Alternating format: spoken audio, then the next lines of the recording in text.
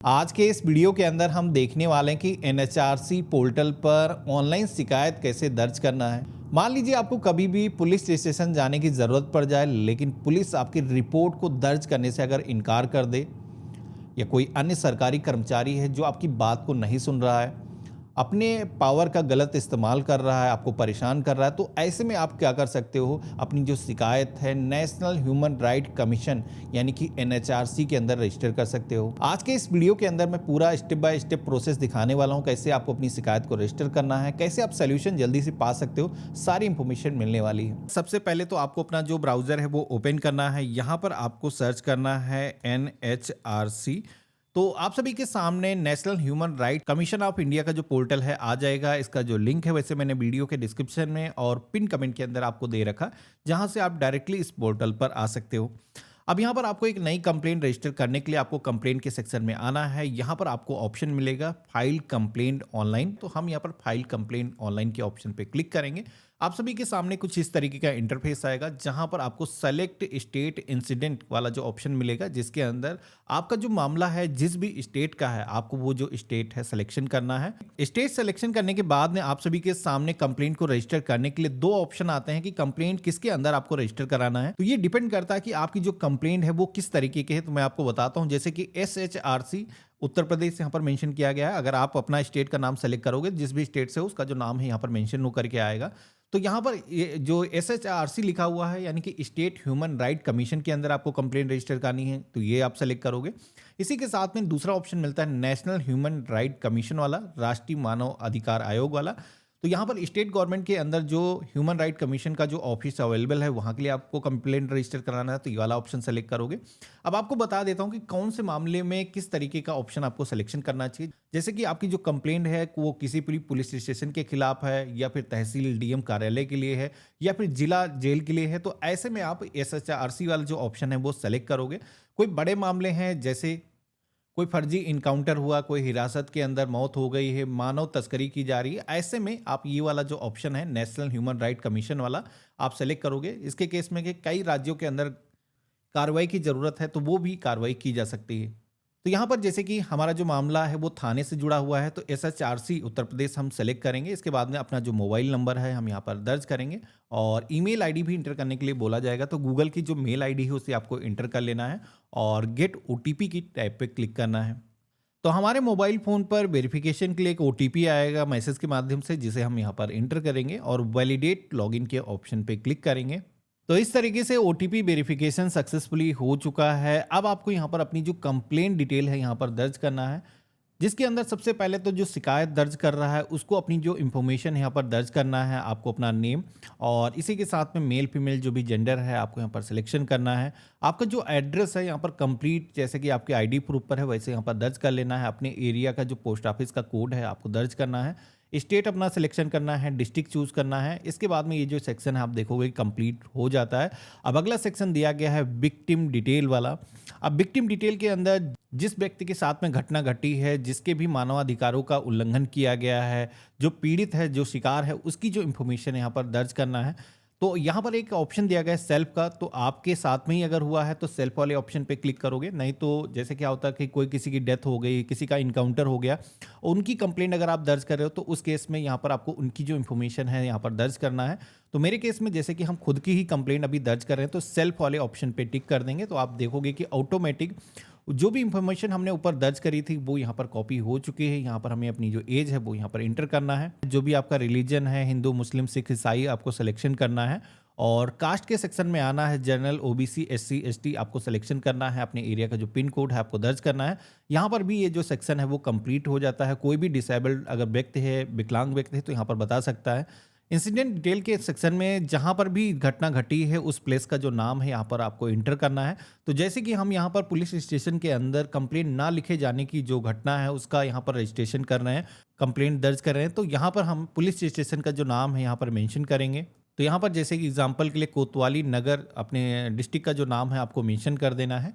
और आपका जो भी प्लेस है यहाँ पर आप दर्ज कर सकते हो। इंसिडेंट कब हुआ है, घटना जिस भी डेट की है, यहाँ पर आपको कैलेंडर के ऑप्शन पे क्लिक करके डेट सेलेक्ट कर लेना है।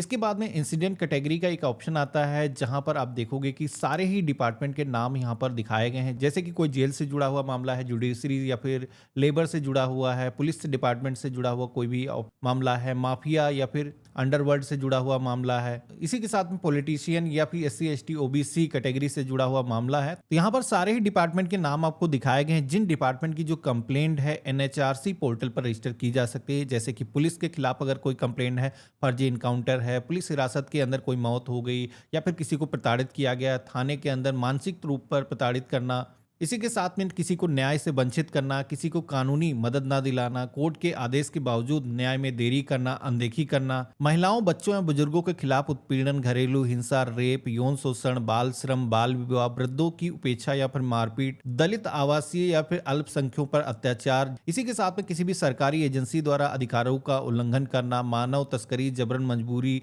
बाउंडेड लेबर का काम कराना, बाल मजदूरी करवाना, कैदियों के अधिकारों का हनन करना। तो यहाँ पर इस तरीके के जो मामले हैं रजिस्टर किए जा सकते हैं। तो जैसे कि इस वीडियो के अंदर हम पुलिस डिपार्टमेंट अगर हमारी कंप्लेंट नहीं लिख रही है तो उसमें हमें यहाँ पर पुलिस वाला जो ऑप्शन है यहाँ पर सिलेक्शन करना है। इसके बाद में सब कैटेगरी के सेक्शन में आना है। तो यहाँ पर आप देखोगे कि जो चीज़ें मैंने बताई थी सारे ऑप्शन यहाँ पर दिए गए हैं। किस टाइप की कंप्लेंट है, जैसे कि कस्टडी के अंदर डेथ हुई है, रेप हुआ है या कोई वायलेंस हुआ है, इसी के साथ में जैसे कि इलीगल अरेस्ट किया गया है, अपने पावर का मिसयूज किया गया है, तो यहाँ पर सारे ऑप्शन आपको मिल जाते हैं। जैसे कि मेरे केस में पावर का अब्यूज किया गया है, गलत इस्तेमाल किया गया, तो हम यहाँ पर सेलेक्ट कर देंगे। अब इसके बाद में इंसिडेंट कंप्लेंट डिटेल के सेक्शन में आना है। यहाँ पर जो भी आपकी कंप्लेंट है, जो भी प्रॉब्लम है, यहाँ पर आपको डिटेल के अंदर बताना है। तो जैसे कि मैं एग्जांपल ये बता देता हूँ कंप्लेंट आपको कैसे लिखना है। आप हिंदी, इंग्लिश किसी भी लैंग्वेज के अंदर लिख सकते हो। आपका जो भी प्रकरण है, सबसे पहले तो आपको अपना नेम लिखना है। जैसे कि मेरा जो नाम है राम कुमार है, एग्जाम्पल ले रहा हूँ, और निवासी जिला इस अपने जिले का नाम और उत्तर प्रदेश, और इसके बाद में दिनांक को मेंशन करना है, जिस भी डेट को घटना घटी है, और उत्पीड़न किस संबंध में है, शिकायत दर्ज कराने के लिए जैसे कि मैं थाने में गया था, लेकिन हमारी जो कंप्लेंट है पुलिस ने दर्ज करने से मना कर दिया। जब मैंने बार बार आग्रह किया तो मुझे कहा गया, मेरे ऊपर दबाव बनाया गया कि रिपोर्ट दर्ज कराने के लिए अप्रत्यक्ष रूप से रिश्वत की मांग की गई। मुझे यह भी पता चला कि दूसरी पार्टी से पुलिस ने पैसे लिए थे। ये मैं एक्चुअल जो भी आपका केस है उसके हिसाब से आपको लिखना है। अब पुलिस ना मेरी शिकायत को दर्ज करने से इनकार कर रही है, दूसरी पार्टी की मदद भी कर रही है, मुझे धमकी दी जा रही है। अगर ज़्यादा मैंने कोशिश की तो मुझे फर्जी केस के अंदर फंसाने के लिए भी धमकी दी जा रही है, मानसिक रूप से मुझे परेशान किया जा रहा है। यहाँ पर आपको अपने थाने का नाम मेंशन करना, दिनांक मेंशन करना है, घटना की जो विशेष इंफॉर्मेशन है यहाँ पर आपको देना है। तो इस तरीके से आप अपनी जो कंप्लेंट है वो दर्ज कर सकते हो। कंप्लेंट किस किस तरीके से, किस क्राइम के अंदर रजिस्टर की जाती है, इसके लिए मैंने अपनी वेबसाइट पर आर्टिकल लिख रखे हैं जहाँ पर आप कॉपी पेस्ट कर सकते हो, और कुछ चीज़ें आपको अपने इंसिडेंट के अकॉर्डिंग करेक्शन करना है, और यहाँ पर आप अपनी जो कंप्लेंट है आसानी से राइट कर सकते हो। तो जिस तरीके से मैंने कंप्लेंट को यहाँ पर राइट किया है, आपको इंसिडेंट या फिर कंप्लेंट डिटेल के सेक्शन में आ करके अपनी पूरा विस्तृत डिटेल यहाँ पर बतानी है। अब रिलीफ डिटेल के सेक्शन में आना है। यहाँ पर आपसे भी से पूछा जाता है कि आप क्या सहयोग चाहते हो, मानवाधिकार विभाग की तरफ से आपको क्या रिलीफ दी जाए, तो इसमें आप बता सकते हो। जैसे कि आप बता सकते हो, मैं राष्ट्रीय मानवाधिकार आयोग से निवेदन करता हूँ कि संबंधित पुलिस अधिकारी के खिलाफ जांच कार्रवाई की जाए, और मेरे खिलाफ जो भी चार्जेस लगाने के लिए मुझे धमकाने की कोशिश की गई है, इसकी निष्पक्षता से जांच की जाए, मुझे न्याय दिलाने के लिए काम किया जाए। तो यहाँ पर जो भी आपको रिलीफ चाहिए शॉर्ट में आकर के यहाँ पर आपको राइट कर देना है। इसके बाद में आप सभी को नेम और डिजिग्नेशन के सेक्शन में आना है। तो यहाँ पर कोई भी पब्लिक सर्वेंट के खिलाफ अगर कंप्लेंट है तभी ये जो ऑप्शन आएगा। तो यहाँ पर आप सभी को जिसके खिलाफ भी आप कंप्लेंट रजिस्टर कर रहे हो उसकी जो डिटेल है यहाँ पर आपको इंटर करना है।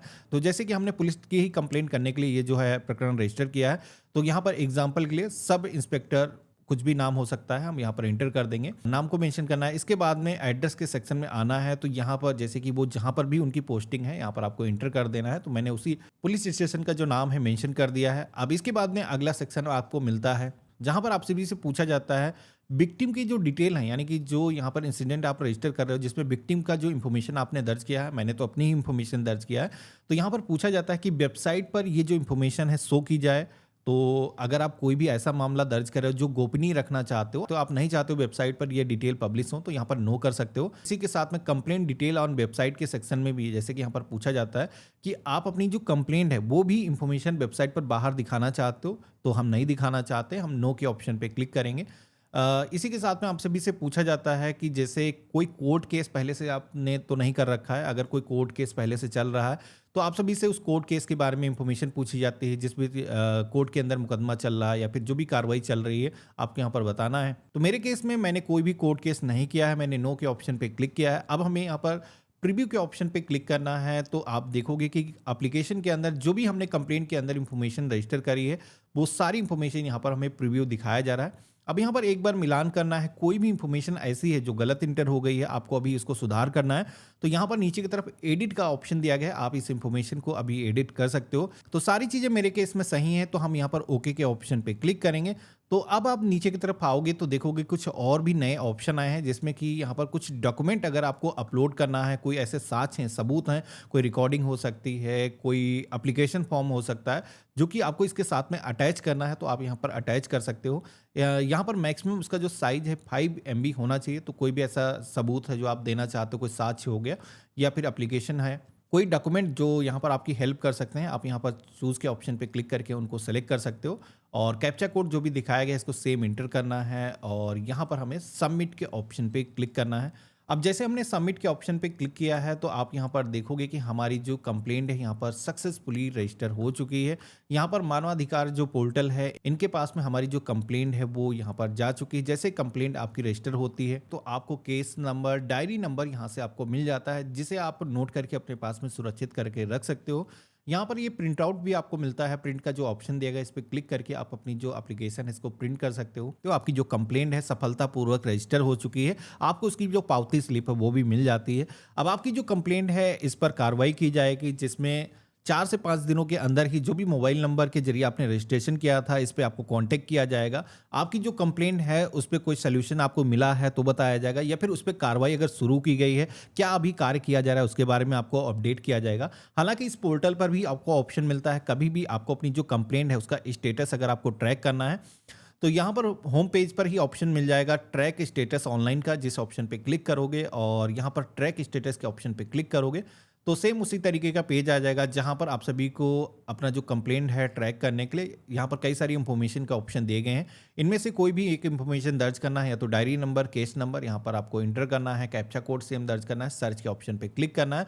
तो यहाँ पर आप अपनी जो कंप्लेंट है इसके जरिए ट्रैक कर पाओगे। ट्रैक करने का एक और भी ऑप्शन मिलता है, इस पेज में नीचे की तरफ आओगे तो यहाँ पर आपको टोल फ्री नंबर मिल जाता है। आप इस नंबर पर भी कांटेक्ट करके national human right commission of India से बात कर सकते हो। इसका जो टोल फ्री नंबर यहाँ पर दिखाया गया है, कोई भी सपोर्ट की अगर आपको ज़रूरत है यहाँ पर आप कॉल कर सकते हो। कोई भी ईमेल आपको करना है तो यहाँ पर ईमेल कर सकते हो। तो देखा आपने, ये था कंप्लीट प्रोसेस। इस तरीके से हम अपनी जो शिकायत है NHRC पोर्टल पर दर्ज कर सकते हैं। कैसा लगा आज का वीडियो मुझे कमेंट बॉक्स में लिख करके जरूर बताना। इस वीडियो को अपने फ्रेंड और फैमिली में शेयर करना। ऐसे ही और भी यूजफुल वीडियो को देखने के लिए हमारे चैनल को फॉलो जरूर कर लेना। हम मिलते हैं ऐसे ही एक नए वीडियो में, तब तक के लिए गुड बाय, जय हिंद।